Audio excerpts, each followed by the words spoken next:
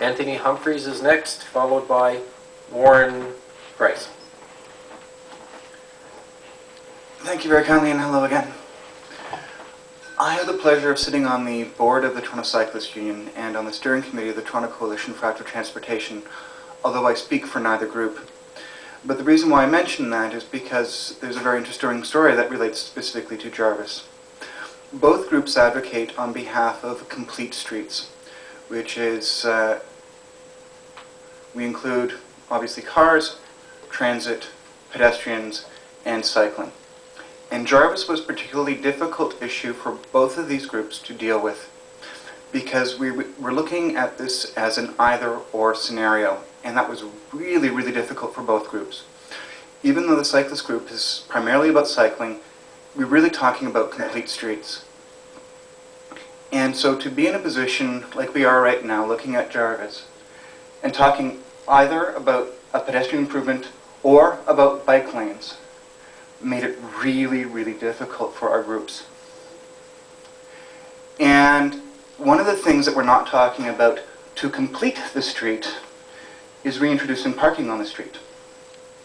And if we're looking at integrating commercial activity onto the street and encouraging commercial activity onto the street, we need to include that too. But again, where are we going to get the space for it? Well, we have many examples, and we talked about one example earlier today here at this own committee, which is a wonderful committee, wonderful street that is in Gord Perks ward of Roncesvalles. Roncesvalles is a wonderful street that includes 2 lanes of traffic, transit.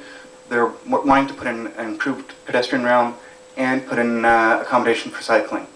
Why can't we do that on Jarvis too? We can have the parking, we can have the lanes to move cars, we can have cycling improvements and pedestrian improvements. And we know that most of our streets in Toronto, or many of them anyways, work perfectly well with just 2 lanes. So why can't we do that on Jarvis? You know, we can bring it down to 3 lanes, 1 for parking, 2 for travel. But that's not what we're talking about here, unfortunately. We're talking about either or. And in the end of the day, although I wear my cycling pin, it's really hard for me personally to make a decision between either or. And I know it's going to be very hard for you to vote for either or. However, there are at least sidewalks on the street. There are no bike lanes on the street.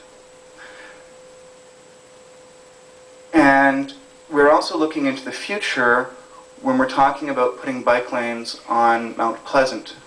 What are they going to connect to? They need to connect with something to be part of a coherent network. Well, we have an opportunity to put the bike lanes on Jarvis right now.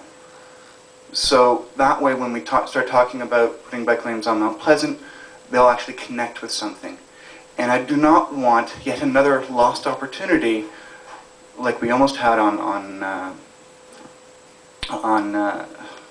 the Queensway last year when we were, talking about extending the bike lanes west of Windermere, and because we didn't lose the cloverleaf, we had a risk there that we weren't going to get the bike lanes there. This is difficult for me because I do not want to lose another opportunity.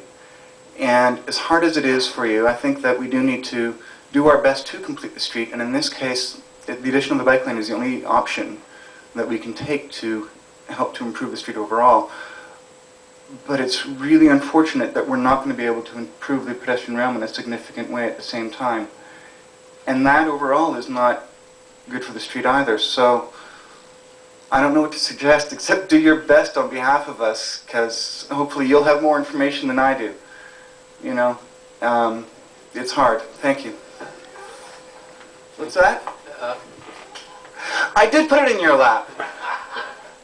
And I'm doing it. I'm doing it with regret. I'm doing it with concern, and I'm doing it.